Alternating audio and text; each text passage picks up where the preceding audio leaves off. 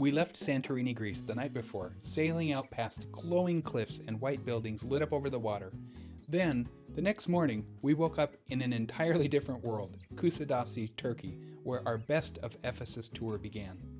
As soon as we got off the ship, we boarded motor coaches and headed into the hills to visit what many believe to have been the final home of the Virgin Mary. I didn't realize before coming here that there are actually historical traditions and accounts connecting Mary to this area after the death of Jesus. The structure you see today was rebuilt over the original stone foundation, and while no one can really say with certainty this was truly her home, walking through it still felt incredibly moving. The house itself is very small. You pass through it in maybe 30 seconds, but there's still a quiet, reflective atmosphere that makes the experience feel much bigger than the building itself. There were visitors from all over the world here. Outside the house, many people were collecting water from a natural spring that's considered holy by many visitors.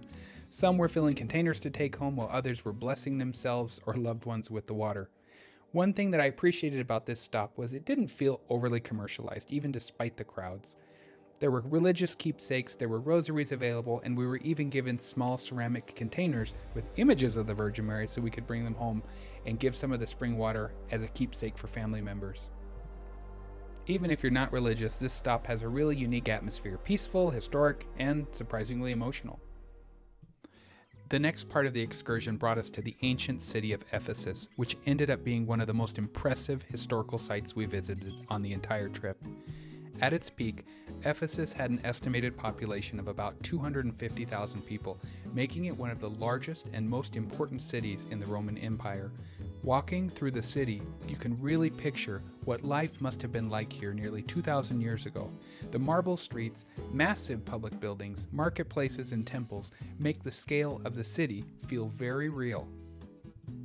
Our tour guide was a retired Marine, and he definitely ran the group like a platoon. There was a lot of keeping people moving and making sure nobody fell behind. One thing he did very well, though, was starting the tour at the very top of the city and slowly walking us downhill through the ruins toward the Library of Celsus. The Library of Celsus is the centerpiece of Ephesus, and it's actually much larger in person than it appears in pictures. As you walk down the ancient street and first see the library come into view, it's pretty impressive. The reconstructed facade, columns, carvings, and statues give you an idea how grand this city once was. Along the way, our guide explained the symbolism behind many of the carvings and architectural details throughout the city. One major tip for this excursion: bring water and bring a small umbrella for shade. This Best of Ephesus tour lasts about 6.5 hours, and if you visit during warmer weather, the heat can wear you out by the end of the day. The tour finished at the Great Theatre of Ephesus, which seated around 20,000 people and still has remarkable acoustics today. The theater also has important historical significance because it's associated with the Apostle Paul, who preached in Ephesus during the early years of Christianity after the death of Jesus. Standing inside the amphitheater gives you the sense of how influential and important this city once was in the ancient world. After touring Ephesus, the excursion stopped at a local hotel for lunch, which included a buffet of Turkish and Mediterranean-style food. There were gyros, vegetables, salads, baklava, and several other traditional Turkish desserts. The food was fine, nothing particularly memorable, but solid for a large excursion group. Drinks were extra, so you did have to pay separately for those, but the buffet itself was included with the tour. The last stop on this excursion was a visit to a local Turkish rug workshop, where they demonstrated how traditional Turkish rugs are made by hand. At first, this was actually pretty interesting. They served Turkish wine and Turkish coffee and had everybody remove their shoes and socks and encouraged us to walk across the different rugs to feel the textures and craftsmanship. The presentation itself was very professional and well organized, and it's honestly impressive to think about how much time and skill goes into making these rugs by hand. They must have had thousands of rugs in the building.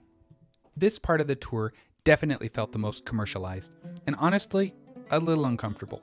After the demonstration ended, there were probably about 20 employees that descended upon everybody to try to help people look for rugs and discuss prices and shipping options back to the US, which was included if you purchased one. It did feel a little gimmicky by the end, but still, if buying an authentic Turkish rug is something you're interested in, this definitely gives you the opportunity to do it directly while you're there. To sum everything up, the Best of Ephesus tour ended up being one of our favorites.